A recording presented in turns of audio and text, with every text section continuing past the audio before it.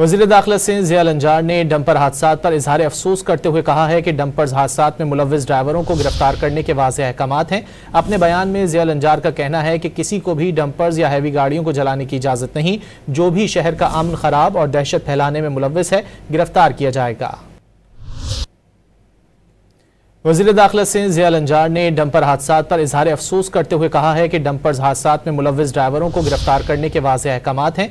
अपने बयान में ज़िया लंजार का कहना है कि किसी को भी डंपर्स या हैवी गाड़ियों को जलाने की इजाज़त नहीं। जो भी शहर का अमन खराब और दहशत फैलाने में मुलव्विस है, गिरफ्तार किया जाएगा।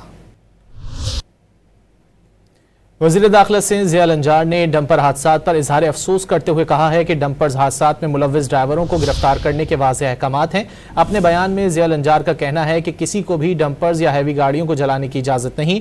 जो भी शहर का अमन खराब और दहशत फैलाने में मुलव्विस है, गिरफ्तार किया जाएगा। वज़ीर दाखिला सिंध ज़िया लंजार ने डंपर हादसात पर इजहार अफसोस करते हुए कहा है कि डंपर हादसात में मुलव्विस ड्राइवरों को गिरफ्तार करने के वाज़ेह अहकामात हैं। अपने बयान में ज़िया लंजार का कहना है कि किसी को भी डंपर्स या हैवी गाड़ियों को जलाने की इजाज़त नहीं। जो भी शहर का अमन खराब और दहशत फैलाने में मुलव्विस है, गिरफ्तार किया जाएगा।